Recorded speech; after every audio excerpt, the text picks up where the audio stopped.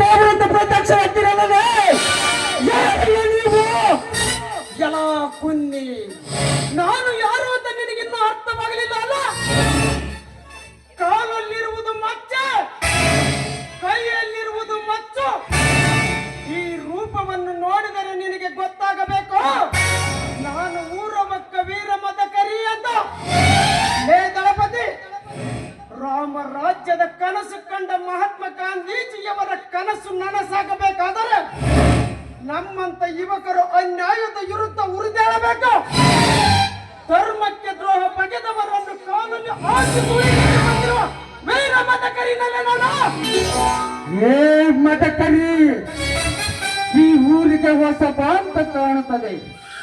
ನನ್ನನ್ನು ಎದುರಾಕಿಕೊಂಡರೆ ಸತ್ತು ಹೋಗುವಲೇ ಮಗನ.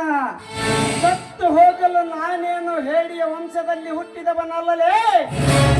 ವೈರಿಗಳಿಗೆ ಆಮಂತ್ರಣ ಕೊಟ್ಟು ಕೆಣಕುವ ಗಂಡುಗಲಿ.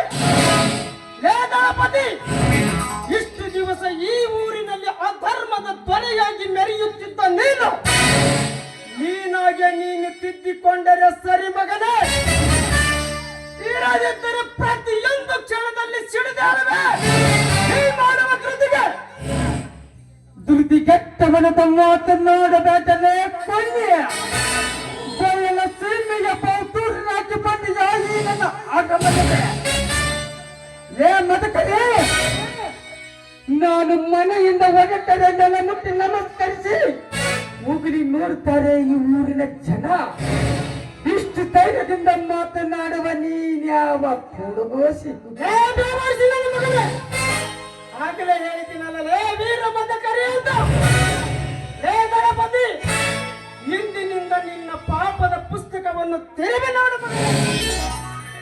ಒಂದೊಂದು ಪುಟಕ್ಕೆ ಒಂದೊಂದು ಶಿಕ್ಷೆಯನ್ನು ನೀಡುತ್ತೇನೆ.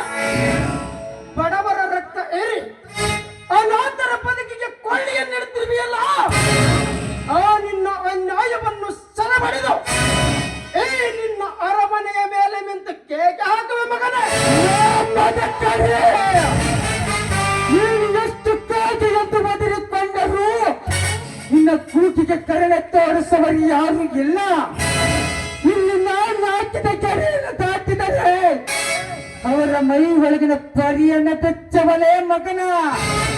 ಬೆಚ್ಚಿ ಹಾಕಲು ಇದೇನು ಸಾಮಾನ್ಯ ಸರ್ಪವೆಂದು ತಿಳಿಯಬೇಡಲೇ.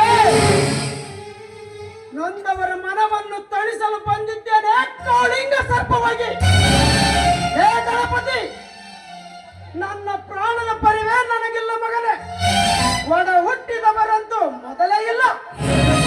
ಏಕಾಂಗಿಯಾಗಿ ಏಕಲವ್ಯನಂತೆ ಒಂದೇ ವರ್ಷಕ್ಕೆ ನಿನ್ನನ್ನು ನೆಲಕ್ಕೆ ಉರುಳಿಸುವ ಮಗನೇ. ನೋಡಿ ಮೇಡಮ್, ತಾವು ಯಾರು ಅಂತ ನನಗೆ ಗೊತ್ತಿಲ್ಲ. ನೀವು ಇಲ್ಲಿಂದ ಹೊರಟು ಹೋಗಿ. ಸರ್, ನಿಮ್ಮಿಂದ ತುಂಬಾನೇ ಉಪಕಾರವಾಯಿತು. ನಾನಿನ್ನು ಹೋಗು. ಲೇ ದಳಪತಿ, ಇದು ನನ್ನ ನಿನ್ನದ ಯುದ್ಧದ ಅಧ್ಯಾಯ ಇಂದು ಪ್ರಾರಂಭವಾಯಿತು ಮಗನೇ.